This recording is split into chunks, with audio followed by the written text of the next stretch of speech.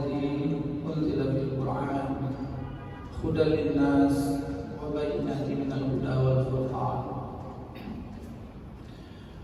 Jemaah zuhur, bapak-bapak dosen, staf, dan para ustaz serta adik mahasiswa, rahimahullah. Pada siang yang berbahagia ini, kita bersyukur kita masih berada di dalam bulan suci bulan Ramadan yang penuh berkah ini. Dan juga Allah masih beri kesempatan kita untuk menghambakan diri untuk dapat sholat. Lebih-lebih lagi kita dapat sholat zuhur berjamaah di rumah Allah ini, di masjid ini. Dalam bulan Ramadan, di samping diwajibkan puasa, kita tak terasa hari ini kita sudah hari ke-16. Nanti malam sudah masuk 17 Ramadan. Rasanya baru kemarin kita menyambut tamu agung yang mulia ini. Kita tahu sudah berjalan 16 hari. Inilah hakikat waktu, sangat cepat sekali. Kalau kita merenung sedikit, kita tanya hati kita, buka pikiran kita. 100 tahun kemarin kita tuh di mana? 100 years before kita tuh di mana? Tidak tahu kita. Yang jelas kita di alam roh. Lalu kita tanya lagi yang kedua, 100 tahun yang akan datang, kita tuh di mana? Wallahu a'lam, kita pun tak tahu. Yang jelas, apalagi umat akhir zaman tidak ada lagi yang umur panjang kecuali umat Nabi Nuh, umat Nabi Musa.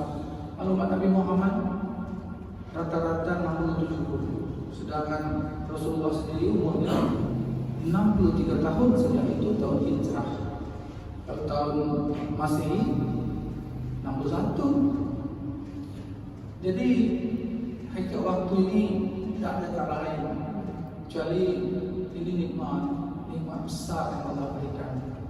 Orang sering bilang panjang umur, ya, ulang tahun. Sebenarnya pada akhirnya umur kita itu berkurang jatah hidup kita.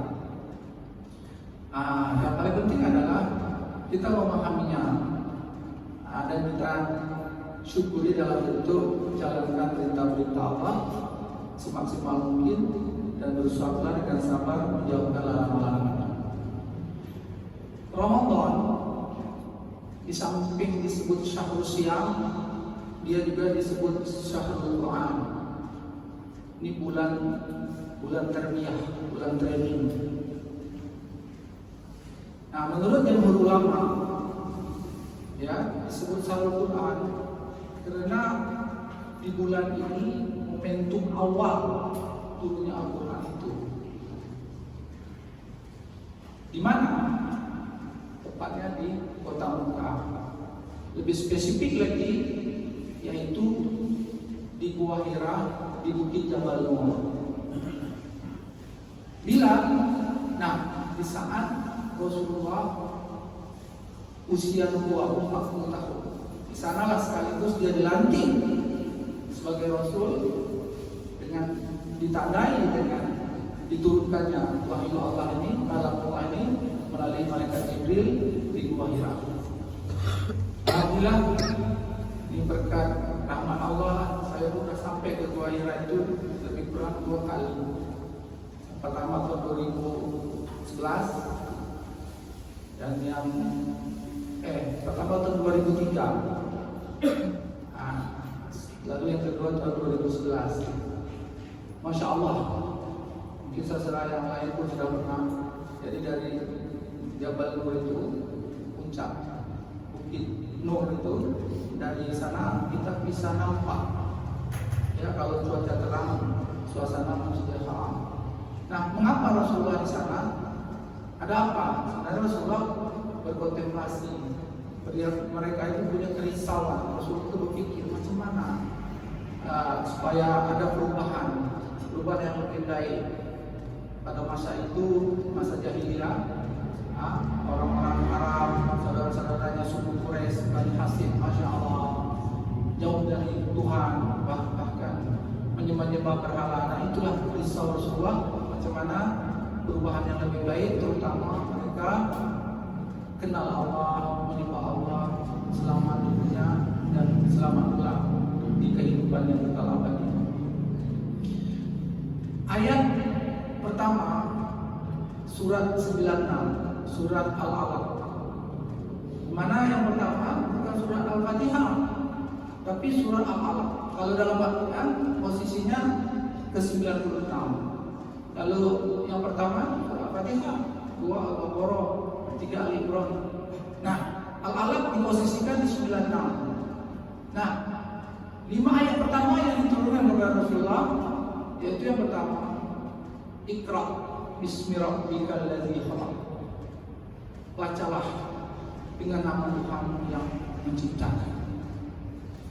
Kalau kita renungkan, nah ini kita sama-sama belajar, maaf kita berbeda.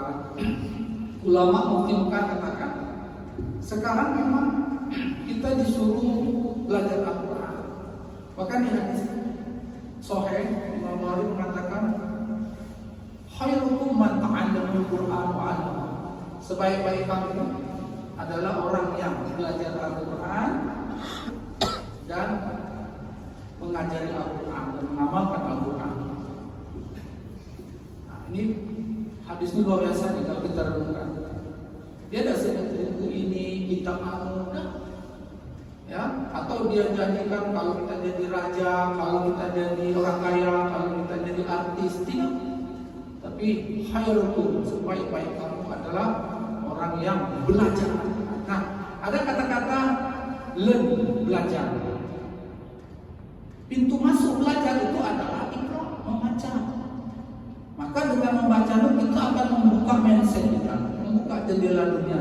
Kita akan memiliki pengetahuan, berkembang lagi menjadi sains dan teknologi. Nah, ini yang pertama yang diberikan Allah, firman Allah ini kepada Rasulullah. Iqra, baca. Ini dahsyat. Maka Mufti Mekah katakan, bukan kita baca alif fatah saja, sekedar tahu baca Quran, sudah itu ibadah, itu pahala. Bahkan satu alif dapat 10. Tapi lebih daripada itu, kita belajar Al-Quran ini, pertama di samping membaca menjadi pahala atau ibadah, yang kedua kita belajar juga pahami maknanya. Kita pahami. Nah, inilah perlu kita ngaji, perlu kita kuliah, kita perlu belajar, kita perlu mengorbankan waktu pikiran kita untuk kita memahami sedikit demi sedikit. Sekarang memang lagi masih, ya, bahkan bukan hanya bisa baca Quran, bahkan banyak yang hafal Quran, ini bagus. Tetapi sampai di situ saja. Nah, bayangkan kalau kita bumbu masak, dan kita tahu bumbu masak, nasi goreng, rendang, buat tempoyak, kita baca aja, tapi kita tak buat rendang itu, tak buat tempoyak itu, tak buat makanan itu, ada tak makanan itu. Kita bisa tak merasakan makanan itu? Tidak. Kita bisa buat misalnya komputer ataupun buat kapal terbang, kita baca ya, tapi kita tak buat. Ya. Kalau baca itu dapat pahala, tapi baca Quran dapat pahala, ingat dapat pahala, maka satu huruf dikalikan 10. Nah, tapi di situ Allah katakan, mintanya yang kedua lagi adalah kita tingkatkan tafsir, kita tingkatkan kepahamannya. Nah ini, maka ini membutuhkan ya belajar yang lebih fokus lagi, waktu yang lebih serius lagi. Nah yang ketiga apa? Ini aplikasi, amalkan. Maka sekarang ini ya negara-negara Islam tidak banyak lagi dijajah. Ya, kalau dulu abad 19 itu berakhir penjajahan, abad 15 mulai banyak imperium kolonialis khususnya dari Eropa itu menjajah negara-negara yang majoriti Islam.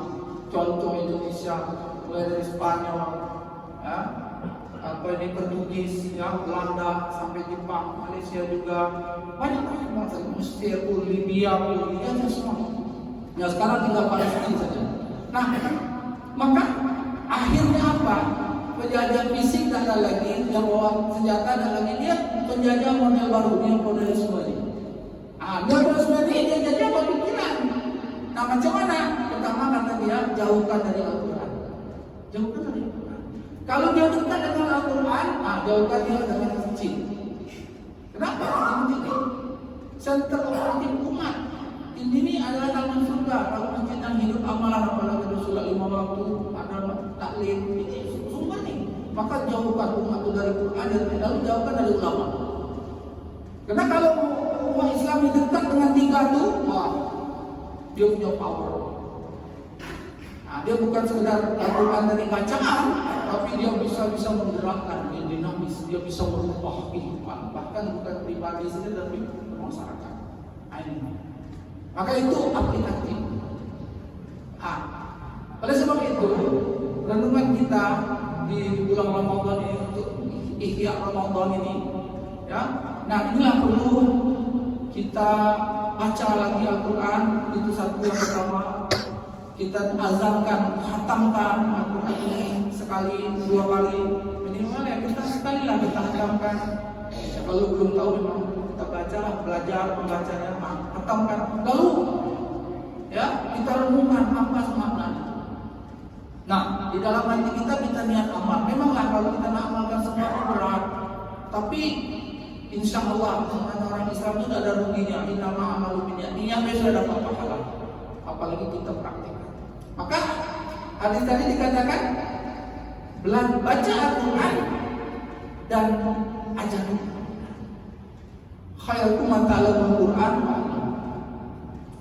Nah, kalau kita lihat dari ayat 5 ayat tadi, Iqra bismi rabbikal ladzi khalaq, khalaqal insana min 'alaq. Nah, Allah kabarkan bahwa kamu ini manusia ini Allah ciptakan dari apa? Dari tanah. Khalaqal insana min 'alaq. Iqra.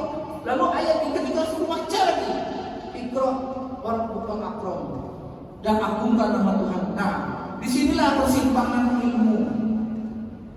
Kalau orang barat, tidak semuanya non muslim, apalagi ateis, dia baca, bahkan baca dia banyak, dia hobi baca, orang Jepun dan lain sebagainya. Tetapi dia tidak bisa ngerti kalau dia tolak. Akhirnya dia dapat mengisi knowledge itu dalam mindsetnya, tapi tidak menyentuh kolbu dia untuk mendekatkan ke Tuhan. Bahkan ada yang tidak bertuhan jadi ateis. Maka ketika dia dalam Islam, teori Islam, konsep Islam, dia sampai baca Iqra bismi rabbikal ladzi khalaq. Kita harus mengagungkan Tuhan, menyebut Tuhan dan kembali kepada Tuhan lagi. Kalau tidak, lihatlah makin kita berilmu, makin gaduh, makin gelisah, makin tak jelas. Ini persimpangannya di situ. Maka orangnya apa? Teori of knowledge, epistemologinya. Kalau dalam konsep Islam itu ada 3. 1, kita tetap menggunakan empiris.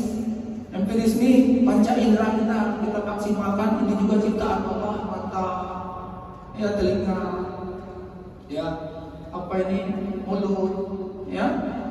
Ini rasa, kulit. Ini Allah ciptakan untuk kita. Ini kita gunakanlah untuk satu kebaikan. Contohlah matanya Allah ciptakan untuk melihat, tapi Allah pesan di situ kelihatan kebaikan.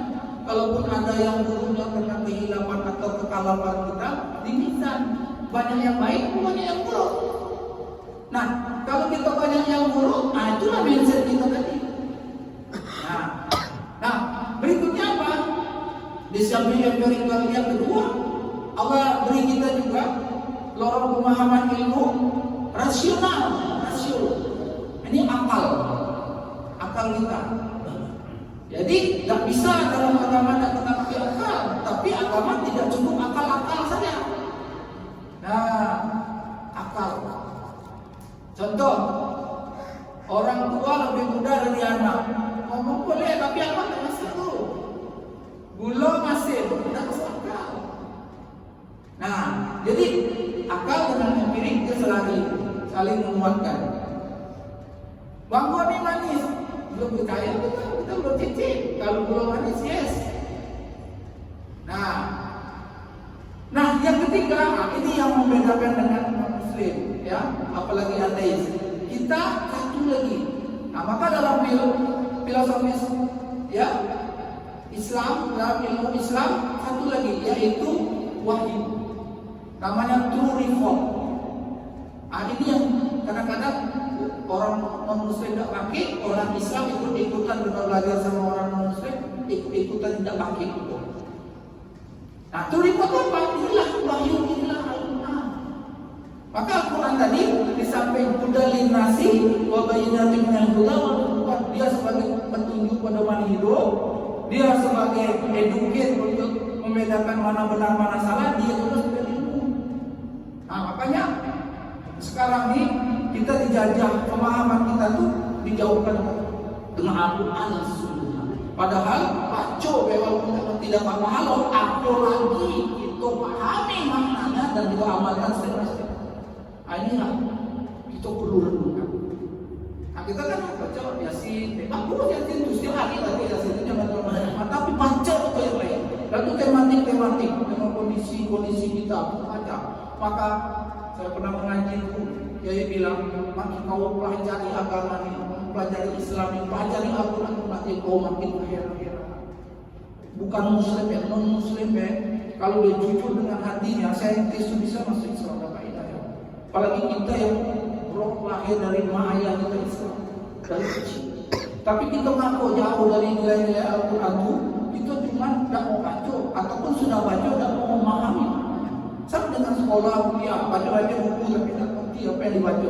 Dulu dapat ijazah tapi mana sudah tentu. Nah, inilah pertemuan Al-Quran. Sekarang kan oke, minta maaf ya, mengkritik, tapi saya bersyukurlah tengok para habis. Tapi jadi habis sini sana sini minta sedekah. Kalau boleh. Tapi coba kalau zaman dulu dia habis, dia kerja, berniaga, bertani lah, lalu skill lah, dia punya keterampilan. Contoh Nabi-Nabi, tengok Rasul-Rasul Nabi-Nabi, dia kerja semua. Sudah tuh sahabat-sahabat kami ulama-ulama hebat tuh. Jadi kita belajar agama itu jangan kita minta layani tapi kita melayani. Ini yang agak berat. Berat tuh. Jangan saya apa kata teman Islam, saya bilang Abu Bakar, Utsman Ali sudah belajar dari dia. Tapi agama itu bukan untuk status itu. Kita pelajari ini adalah namanya maksudul hayat, the purpose of life, tujuan umat Islam adalah tujuan kita di samping ibadah ya yang kemarin khairul ummah sebagai khalifah. Nah, balik kepada tujuan. Nah, inilah Masya Allah Al-Quran ini.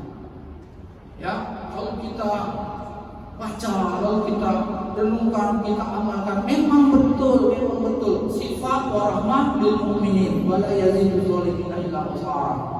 Menjadi umat, menjadi rahmat, menjadi penenang khususnya bagi orang Islam, tapi bagi orang non muslim tidak. Dan betul ya, ini adalah nikmat besar, mukjizat besar yang Allah turunkan kepada Nabi Muhammad. Ya, kenapa Al-Quran ini ya di samping untuk Rasulullah, keluarga, sahabat, umatnya, bahkan umat manusia sampai akhir zaman. Bahkan nanti kalau kita mati dan pasti kita akan mati, ini pembuktian wahyu ya. Kita akan mati, kita tidak ditanya mobil kau berapa, kau tidak ditanya kau pergi rumah kau berapa, kantor kau apa, titel kau apa, tapi Allah akan tanya ya. Amal kita, sholat kita, Al-Quran kita. Nah, yang kita buat ini kalau tidak dihubungkan dengan agama menjadi kita menyesal. Contoh, sesuatu yang dihubungkan dengan agama maka dia punya nilai, bahkan tinggi nilainya dari benda itu sendiri. Tapi sesuatu yang dari agama dia akan menyesal. Contoh, ini karpet nih. Kalau taruh di istana, taruh di mall, taruh di hotel ini pijak orang biasa, orang kecil, orang besar, ya, maka sepatu kotor pijak karpet. Tapi kalau taruh di masjid, untuk sejadah nih, presiden, gubernur, wali kota, saat imam bilang Allahu Akbar sulit cium nih sejadah, walaupun harganya murah. Itu nilai satu benda, kertas.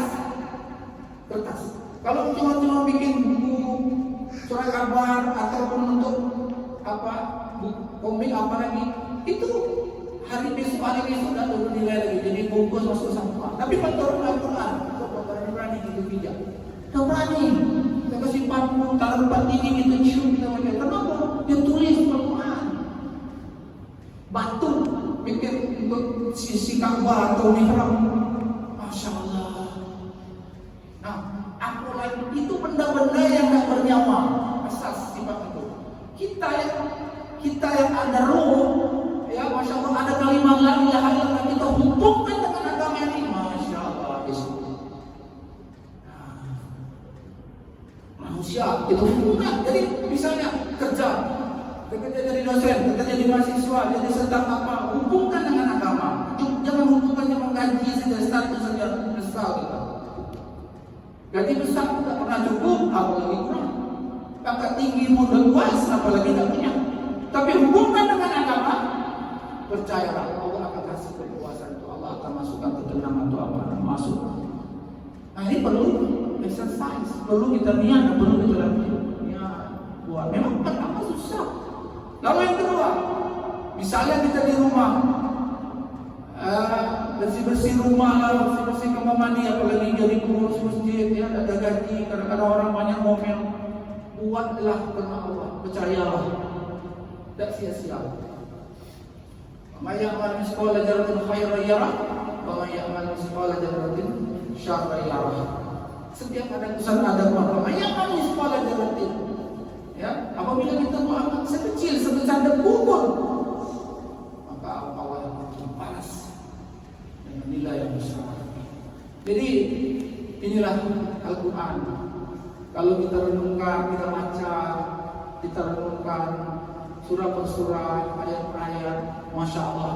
Lalu kita coba pahami maknanya, lalu kita coba praktekkan, amalkan dalam kehidupan sehari-hari. Betullah kata Allah, yang akan menjadi syifa wa rahmah, yang akan menjadi obat, menjadi penenang, bahkan menjadi suluh kita nanti menuju kehidupan kita yang walal akhiratu khairun wa selama-lamanya di akhirat. Kalau kita bandingkan di dunia ini secara matematis, ya 60-70 tahun dari Nabi adalah yang 100 tahun. Bagi nanti kita akan hidup kita yang sesungguhnya di akhirat yang tak terhingga. Pakai bahasa matematiknya itu infinity, tak terhingga. Bagi 65 bagi tadi kan 0. Artinya tidak untuk dibandingkan, tapi ini harus kita ya jalani dan yakini. Dijalani dan yakini. Nah, untuk jalan dan yakin itu tidak bisa dipakai otak kita saja. Tadi akal dipakai, empirik dipakai, tapi balik lagi wahyu harus menjadi baik, yaitu Al-Quran ini. Kalau tidak, inilah sekarang. Ini disebutkan. Parah lagi, itu lagi itu teks. Kadang-kadang itunya Islam, tapi sumber pemikiran, pemahaman, karena bacaannya tadi bukan banyak daripada apa yang telah diberikan Allah kepada Rasulnya dan sudah dijamin tarfikum amroin tentang maksud bihimalan dan ilmu pada kitab Allah sunnah Rasul. Kalau pada kejayaan, kalau pada selamat, pernah bahagia pegang dua perkara. Apa itu? Pertama, kitab Allah Al-Quran. Yang kedua, sunnah Rasulullah.